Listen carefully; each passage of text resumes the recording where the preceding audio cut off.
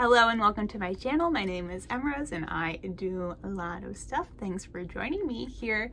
And today I am getting started on a little cosplay prop that I've really been wanting to make. So let me tell you a little bit about this. I enjoy going to the Ren Fair very much. I find it to just be super entertaining and super creatively fulfilling to make my own costumes. Last year I went as a mushroom girl, and I'm working on kind of a new character or personality, which is a cottagecore kind of witch. I already made the witch hat, and I just feel like she would have a spell book. That's the character I'm picturing in my head. So I found this large book in a little free library, and I'm going to remake the cover. If this is your first time here, this is my tiny art studio. I'm a writer and artist. I write fantasy novels and make a lot of funky arts and crafts. So if you want to join along, you can subscribe down below. All right, let's get started. Alright pals, here's how every single one of my projects starts lately. It's with my cat Smokey sitting on my supplies. He just loves to be involved all the time, and it bothers me, but it also doesn't really bother me. I mean, look how cute he is. So I began planning out my ideas by grabbing some inspiration pictures off of Pinterest and sketching the basic layout of the cover that I kind of was envisioning in my head using Procreate, and I moved a bunch of things around until I got a design that I was happy with. And it was pretty fun, you know, looking at different little old-timey books, whether truly historical or ones that people have made for similar projects. Mine's pretty simple, but I'm really satisfied with the symmetry and the different textures it's going to allow me to incorporate, so I'm feeling ready to get started. Okay, here's what I've come up with. I made this on Procreate so I can move all the elements around. It's sketchy, but I am going to trace some of it as a template. It's approximately the right size. I didn't actually measure, so it'll need a little bit tweaking lengthwise, it looks like. She's gonna be like a little moon spell book. I'm so excited. And here's what I'm going to make the different elements out of. Craft foam. I have some thicker stuff too, but I don't think I'll really need this. This is just like the stuff that is really thin. Comes in big packages, as you can see, with different colors. And it I don't know, it reminds me of kindergarten. I feel like we made a lot of stuff with this. I'm just realizing that these are very weird shaped pieces. It should be fine though. I'm gonna use white first because that'll be like the easiest to paint over. But I'm going to need more than this. So we'll see. The whole thing is going to be like dark, but I'm gonna hop over into time-lapse mode while I figure this out and chat with y'all. Okay, I'll try to tell you as much as possible about the process of making this prop while also talking about our topic of the day, which is how I am taking measures to slow down my life this year. To begin, I am using my printout as a template and pressing down really hard with a pen, and then it looks like I switched to this other tool to leave an impression in the foam, and then I'll be cutting out different shapes for a while. So this project was actually part of this ongoing effort I have to take things easier and slow it down. I'm really trying to incorporate more just because projects this year. Projects that, you know, feel creative and fulfilling in that way, but don't make me feel like I really need to get better at any particular skill. I've noticed my tendency in the past to cram periods of improvement into like very, very short amounts of time. It definitely leads to this feeling of always being rushed, even when that's not necessarily true. So sometimes I like to move away from those projects that are causing me stress to just like make a costume piece that I'm going to wear to the Ren Fair one day. Of course, I do think I could be doing a little better because I made this whole video surrounding this book project, and I've talked in the past how that can kind of be a hindrance to the whole relaxation and enjoyment thing. It definitely produces more work, so I'm not saying there's no room for improvement, but projects like this are really important to my creative practice as a whole. As for my daily routine, there are a few things I've really solidified this year. I always take my mornings super slow. Gone are the days of trying to turn myself into a morning person. I just take my time. I cuddle with my cat Star. He's very clingy in the morning. I drink my coffee for like 45 minutes, read, or just like watch videos that are not mentally stimulating whatsoever. I'm not improving myself during this time at all. Now that I have a lot of the foam pieces cut out, I'm starting to add little bits of texture by digging in with this punch needle tool and, adding the critters to my moon, adding some lines. These will get reinforced later to be much more visible.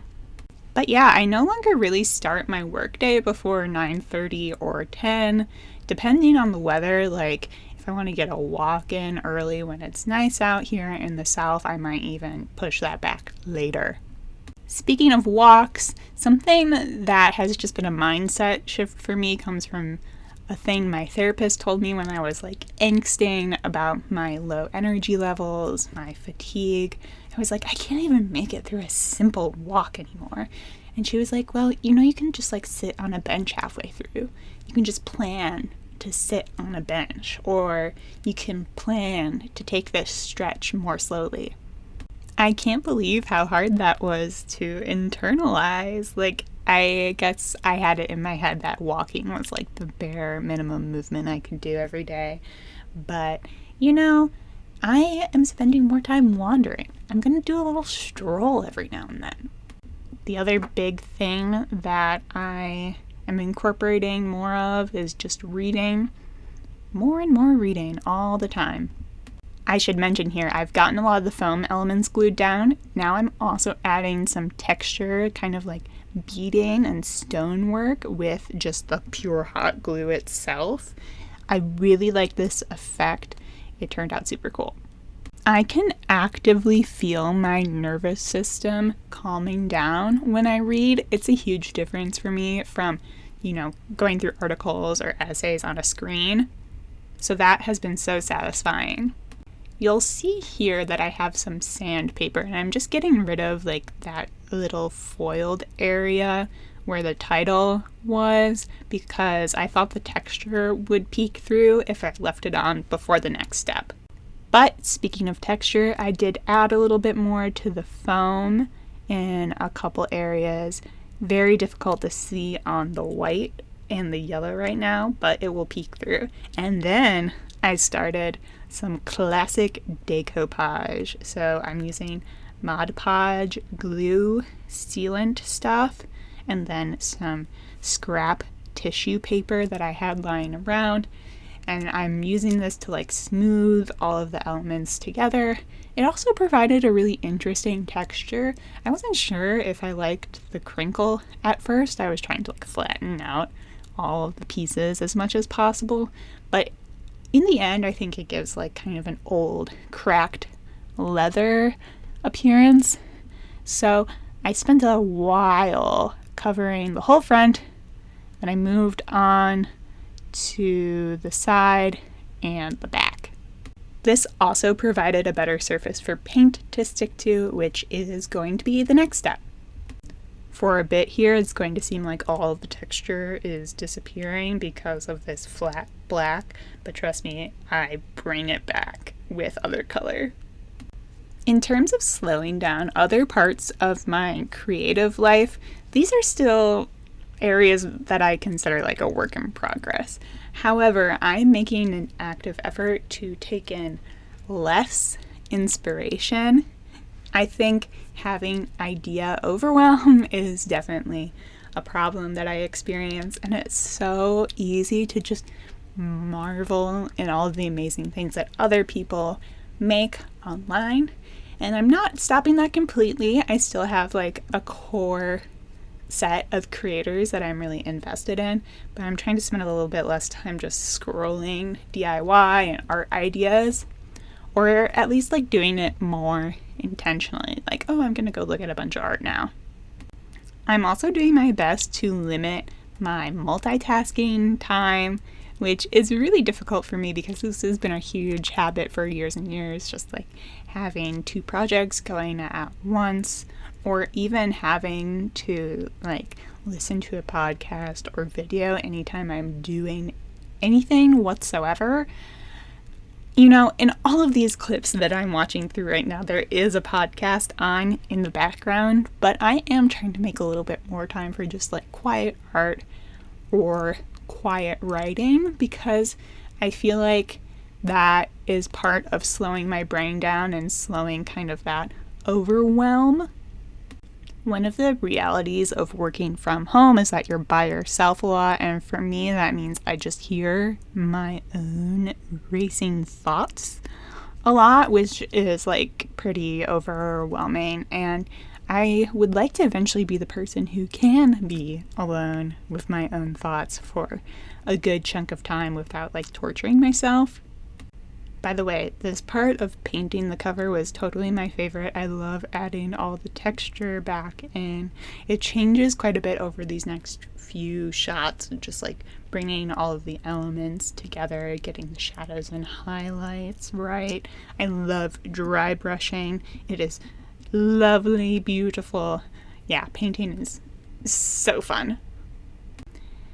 But I think the less glamorous and often less talked about side of slowing down your life is that you have to reckon with the knowledge that you actually cannot do everything, that you have limitations and needs that are going to be inconvenient. So that is something I'm still working on for sure. I'm making an active effort to pick only ideas I'm really serious about pursuing this year, and it makes me really sad. I love having such a wide variety of interests, but I don't love feeling so pulled from one to the other all the time. So I'm trying to figure out what that process looks like and which ideas stay and which ideas go. I wasn't 100% sure about this when I started painting the cover, but I also painted all of the edges black, and it was totally the right decision. This is actually a book of like nature photography, and it was pretty damaged, which is why I felt fine kind of remaking it, but it's also fun to open still. The paint doesn't prevent you from opening it, so you can look at all the silly little like frog and eagle pictures on the inside. And then I put a clear coat over the whole thing because some of the black paint was coming up as I handled it. But this is the very final step. Here it goes.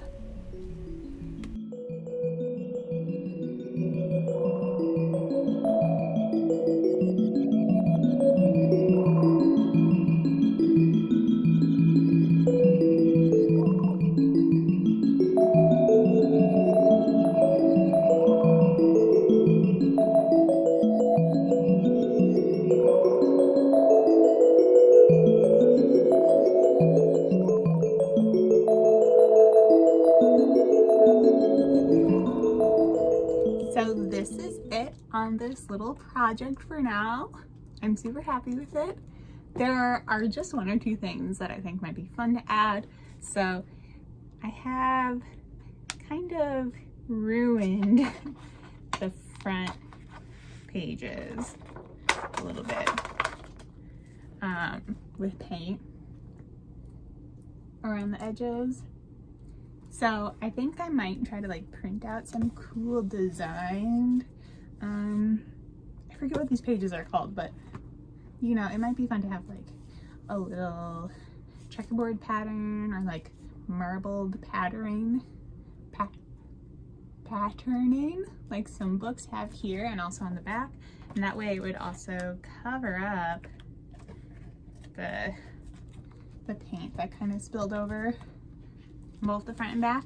And then I might make like a little carrying strap for it, either like a handbag strap, which could be cute, or I've seen these like little crossbody straps that have kind of like a bookmark that you put in between a few pages, and you hang it this way at your side.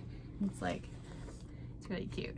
Yeah, I feel like what's fun about costumes like this that are of my own design and they're kind of just for like rent fairs and enjoy myself is that you can add little bits and pieces.